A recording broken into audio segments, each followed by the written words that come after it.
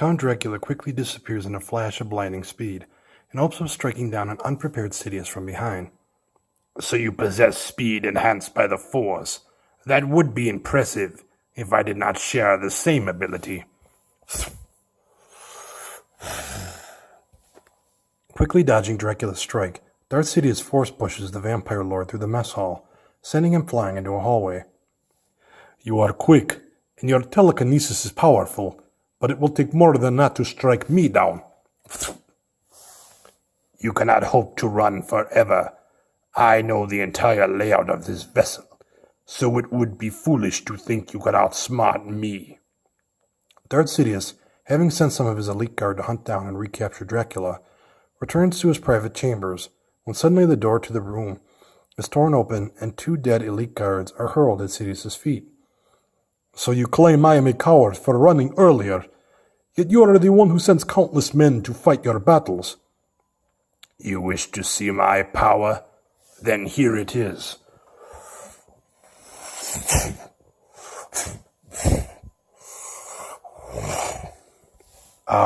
Your abilities to move objects with your mind is to be admired, but let us see how much fight you have when you are under my hypnotic command. Dracula attempts to hypnotize the Emperor, but finds his attempts to control him futile, as Sidious merely grins that informs the vampire lord that his mind is more powerful.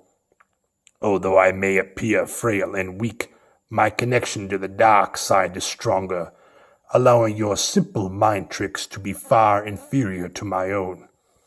Attempting to use his mental force abilities on Dracula, Darth Sidious finds that he is unable to read the vampire's mind, almost as if there is nothing there to control or see within it. Impressive. I thought only I could affect one's mind. But you see, my friend, you will have no success in harming me, as one cannot harm the mind of the dead. Finally rising up from his throne, Darth Sidious looks at the vampire lord and replies, Then I will just have to try harder. Taking the vampire lord by surprise, Darth Sidious, using force lightning, manages to not only physically harm his opponent, but also manages to weaken his mental defenses to the point that he can read one thought from Dracula's mind, revealing that he has a weakness to the light. So you have a weakness to the light side of the Force? I see. So you are some form of ancient Sith Lord, and you fear the Jedi?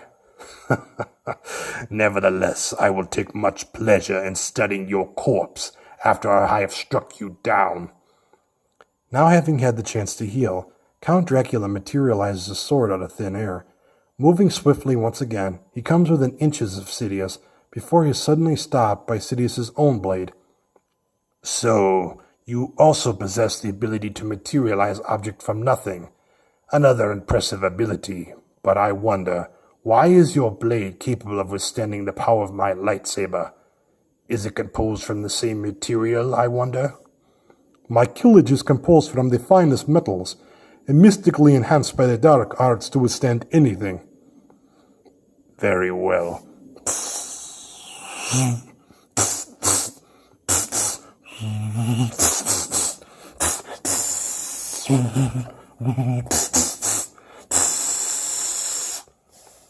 Clearly you are a fine swordsman, but your skill is limited to only one combat style. Darth Sidious changes his fighting technique to one of the other forms of lightsaber combat, and swiftly cuts Dracula's hands off, causing the vampire lord noticeable pain. How can this be? Just then the sun begins to rise over a nearby planet the ship has been orbiting.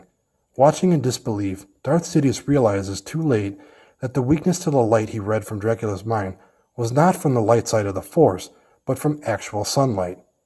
No, I need his body intact if I am to study its secrets and learn from its abilities. But alas, it is too late. Dracula has been turned to dust, and the Emperor has been robbed of his test subject.